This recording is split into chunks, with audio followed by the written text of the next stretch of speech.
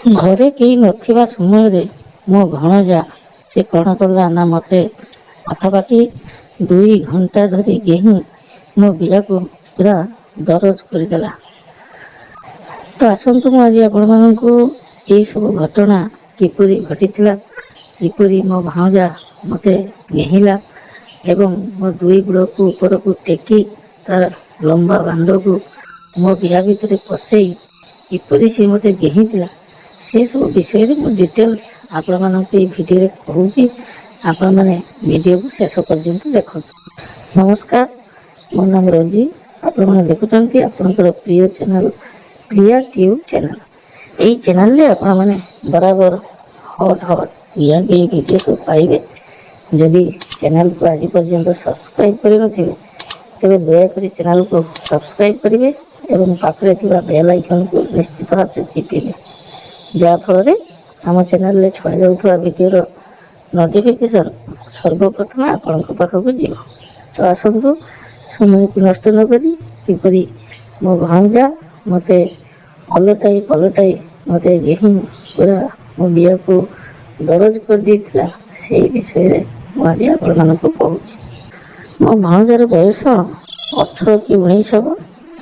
ଲମ୍ବା ପିଲାଟେ, ଗୋରା ତକ ଦେହ ଏବଂ ଦେଖିବାକୁ ମଧ୍ୟ ଖୁବ୍ ସୁନ୍ଦର। ମାଇଁ ହିସାବରେ ସେ ମୋ ସହିତ ବହୁତ ଥଟ୍ଟା ମଜା ହୁଏ, ମୁଁ ବି ତାକୁ ଥଟ୍ଟା ମଜା କରେ।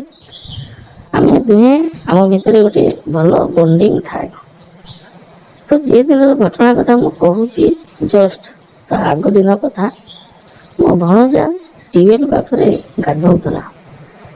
ସେ ଗାଧୋଇବା ସମୟରେ ତା ଗାମୁଛାଟି ଯେତେବେଳେ ଓଦା ହେଇଯାଇଥିଲା, ମୁଁ ତାର ସେଇ ଗାମୁଛା ତଳୁ ଲମ୍ବା ବାଣ୍ଡଟିକୁ ଦେଖିଦେଇଥିଲି।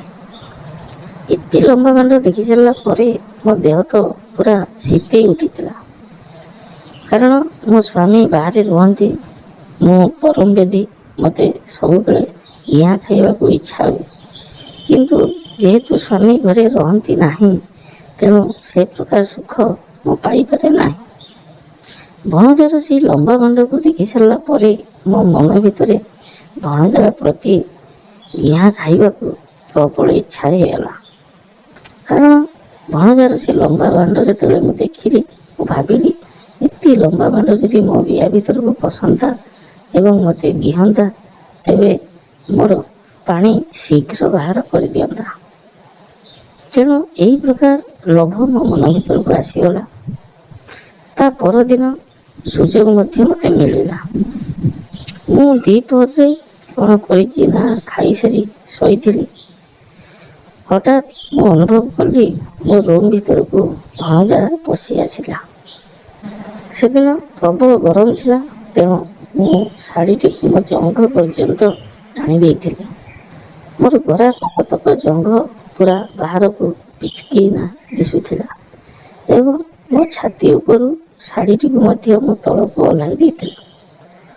ଭଣଜା ଯେତେବେଳେ ସେ ରୁମ୍ ଭିତରକୁ ପଶିଗଲା ଏବଂ ମୋର ଏ ପ୍ରକାର ଚେହେରା ଦେଖି ସେ ଆଉ ତା ଆଖିକୁ ବନ୍ଦ କରିପାରିଲା ନାହିଁ। ତଟସ୍ଥ ହୋଇ ମୋ ପ୍ରତି ଚାହିଁ ରହିଲା।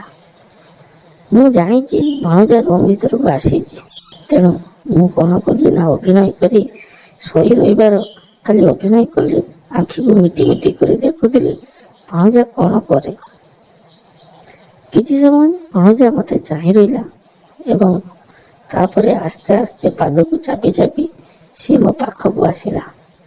ସିଏ ଭାବିଲା ମୁଁ ପୁରା ନିଘୋଡ଼ ନିଦରେ ଶୋଇଛି, ତେଣୁ ସେ ମୋ ପାଖକୁ ଆସି ଚୁପ୍ କିନା ଛିଡ଼ା ହୋଇ ମୋର ସେଇ ଚେହେରାକୁ ଦେଖୁଥିଲା ଏବଂ ତା ପେଣ୍ଟ ଭିତରେ ହାତକୁ ପୁରାଇ ତା ବାଣ୍ଡଟିକୁ ହଲଉଥିଲା। ମୁଁ ଭାବିଲି ଏଇଟା ହେଉଛି ସୁବର୍ଣ୍ଣ ସୁଯୋଗ। ତେଣୁ ମୁଁ କ'ଣ କଲି ନା ପଟକିନା ଉଠି ପଡ଼ିଲି। ସେତେବେଳକୁ ଭଣଜା ତା ବାଣ୍ଡକୁ ହାତରେ ଧରି ପୁରା ହଲେଇବାରେ ଲାଗିଥିଲା। ତେଣୁ ମୁଁ ଯେତେବେଳେ ଉଠି ପଡ଼ିଲି, ସିଏ ଆଉ ଅସୁବିଧାରେ ପଡ଼ିଗଲା। ସେ ପୁରା ଚମକି ପଡ଼ିଲା। ମୁଁ କହିଲି, ଆରେ ତମେ ଏଠି କ'ଣ କରୁଥିଲ? ସିଏ ଆଉ କିଛି କହିଲା ନାହିଁ, ପୁରା ଲଜ୍ଜା ହେଇଗଲା।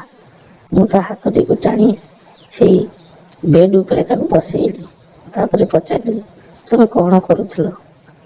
ସେ କହିଲା, ମାଇଁ ତୁମର ଏ ଅବସ୍ଥା ଦେଖି ମୁଁ ଆଉ ନିଜକୁ ଆୟତ୍ତ କରିପାରିଲି ନାହିଁ। ତେଣୁ ମୋ ହାତରେ ମୋ ଭାଣ୍ଡକୁ ହଲଉଥିଲି। ମୁଁ କହିଲି, ଆରେ ତମେ ଏମିତି କାହିଁକି କରୁଛ? ଏଗୁଡ଼ା ଭଲ କଥା ନୁହେଁ। ତମେ ମୋ ରୁମ୍ ଭିତରକୁ ପଶି ଆସିଲ, ପୁଣି ଆଉ ମୋର ଏ ଚେହେରା ଦେଖି ତମେ ପୁଣି ତୁମ ଭାଣ୍ଡକୁ ହଲଉଥିଲ। ଏଗୁଡ଼ା ଆଦୌ ଭଲ କଥା ନୁହେଁ। ସେ କହିଲା, ମାଇଁ ମୁଁ କ'ଣ କରିବି? ତମର ଏ ସୁନ୍ଦର ଚେହେରାକୁ ଦେଖି ସାରିଲା ପରେ ମୁଁ ନିଜକୁ ଆୟତ୍ତ କରିପାରୁନାହିଁ। ତେଣୁ ତମେ ଯେତେବେଳେ ନିଘୋଡ଼ ନିଦରେ ଶୋଇଯାଅ, ମୁଁ ବରାବର ତମ ପାଖକୁ ଆସେ ଏବଂ ତମର ଚେହେରାକୁ ଦେଖେ ଏବଂ ମୋ ଭାଣ୍ଡକୁ ମୁଠାଇ ତାକୁ ହଲାଏ ଏବଂ ପାଣି ବାହାର କରେ। ମୁଁ କହିଲି, ତାହେଲେ ତମେ ଏମିତି ଆଗରୁ ବହୁତ ଥର କରିଛ? ସେ କହିଲା, ହଁ ମାଇଁ, ମୁଁ ଏମିତି ବହୁତ ଥର କରିଛି। ତମକୁ ଆଜି ମିଛ ମୁଁ କହିବି ନାହିଁ। କିନ୍ତୁ ତମେ ଯାହା ବି ଭାବ, ତମର ଏଇ ଚେହେରା ଖୁବ୍ ସୁନ୍ଦର ହେଇଛି। ଆଉ ମାମୁଁ ତ ଘର ପାଖରେ ରହୁନାହାନ୍ତି। ତେଣୁ ତୁମର ଏଇ ଯବାନୀକୁ ଦେଖି ସାରିଲା ପରେ ମୁଁ ଆଉ ନିଜକୁ ଆୟତ୍ତ କରିପାରେ ନାହିଁ। ତାପରେ ମୁଁ କ'ଣ କଲି ନା, ଭଣଜାକୁ ମୋ ଉପରକୁ ଟାଣି ନେଲି। ସେ ଲୋତ୍ କିନା ମୋ ଉପରେ ପଡ଼ିଗଲା।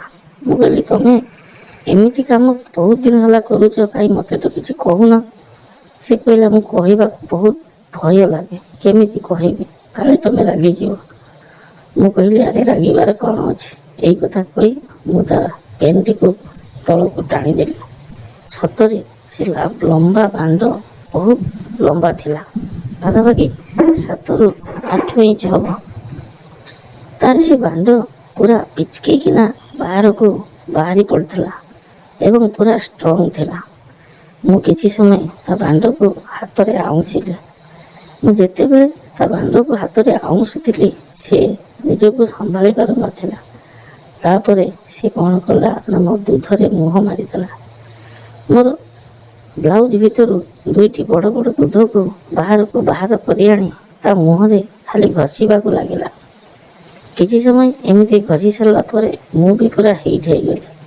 ଭଣଜାକୁ ସେ ବିଛଣା ଉପରେ ପଳେଇ ଶୁଆଇଦେଲି ଏବଂ ମୁଁ ତା ଉପରକୁ ଚଢ଼ିଗଲି। ତା ଭାଣ୍ଡକୁ ମୋ ପାଟି ଭିତରେ ନେଇ ଖାଲି ଚୁଚୁମି ଚାଲିଲି। ସେ ଖାଲି ମାଇଁ ବହୁତ ସୁନ୍ଦର ଲାଗୁଛି, ବହୁତ ସୁନ୍ଦର ଲାଗୁଛି, ଏମିତି ଖାଲି ଚିଲଉଥିଲା। ମୁଁ ନିର୍ଦ୍ଧୁମ ଭାବରେ ପାଟିରେ ନେଇ ତାକୁ ପୁରା ନାଳେଇ ପକାଇଲି। ଏମିତି କିଛି ସମୟ କରିସାରିଲା ପରେ ମୁଁ ଆଉ ଆୟତ୍ତ କରିପାରିଲି ନାହିଁ ନିଜକୁ। ସିଧା ଶାଢ଼ୀକୁ ଟେକି ତା ଭାଣ୍ଡ ଉପରେ ମୋ ପିଆକୁ ନେଇ ପୁରା ପଶେଇ ଦେଲି ଏବଂ କଚ୍ କଚ୍ ଖପ୍ ଖପ୍ କରି ମୁଁ ତାକୁ କେହି ଚାଲିଲି। ସେ ତଳେ, ମୁଁ ଉପରେ। ପାଖାପାଖି 20ରୁ 25 ମିନିଟ୍ ପର୍ଯ୍ୟନ୍ତ ମୁଁ ସେମିତି କେହି ଚାଲିଲି। ତାପରେ ମୋ ଭଣଜା କହିଲା, ମାଇଁ ମୁଁ ତୁମକୁ କେହିବି, ତମେ ଟିକିଏ କୁକୁର ଭଳିଆ ଆଣ୍ଠେଇ, ମୁଁ ତୁମକୁ ପଛ ପଟରୁ ଗେହିବି। ମୁଁ ମଧ୍ୟ ସେଇଆ କଲି। ସେଇ ବିଛଣା ଉପରେ ଆଣ୍ଠେଇ ପଡ଼ିଲି। ସେ ପଛ ପଟରୁ ତା ଭାଣ୍ଡକୁ ମୋ ପିଆ ଭିତରେ ପଶାଇ କଚ୍ କଚ୍ କରି ଗେହିଲା। ପାଖାପାଖି 15ରୁ 20 ମିନିଟ୍ ପର୍ଯ୍ୟନ୍ତ ସେ ସେମିତି ମୋତେ ଆଣ୍ଠେଇ ଦେଇ ମୋତେ ଗେହିଲା। ସେଇ ଗେହୁଥିବା ସମୟରେ ମୋ ପିଆରୁ ରସ ବାହାରିଗଲା, କିନ୍ତୁ ମୋ ଭଣଜାର ଭାଣ୍ଡରୁ ରସ ବାହାରି ନଥିଲା। ମୁଁ ପୁଣି କ'ଣ କଲି ନା, ତାକୁ ତଳେ ଶୁଆଇଦେଲି ଏବଂ ପାଟିରେ ତା ଭାଣ୍ଡକୁ ନେଇ କଚ୍ କଚ୍ କରି ଖାଲି ହଲେଇ ଚାଲିଲି। 2ରୁ 3 ମିନିଟ୍ ଏମିତି ପାଟିରେ ନେଲା ପରେ ତା ଭାଣ୍ଡରୁ ପଚ୍ ପଚ୍ କରି ରସ ସବୁ ବାହାରି ପଡ଼ିଲା। ଏଇ ଦିନ ପରେ ଆମେ ଭଣଜା ଆଉ ମାଇଁ ବହୁତ ଥର ଏମିତି ଗିଁ ହେଇଛୁ। ସେସବୁ ବିଷୟରେ ମୁଁ ଆପଣମାନଙ୍କୁ ପରବର୍ତ୍ତୀ ଭିଡ଼ିଓରେ କହିବି।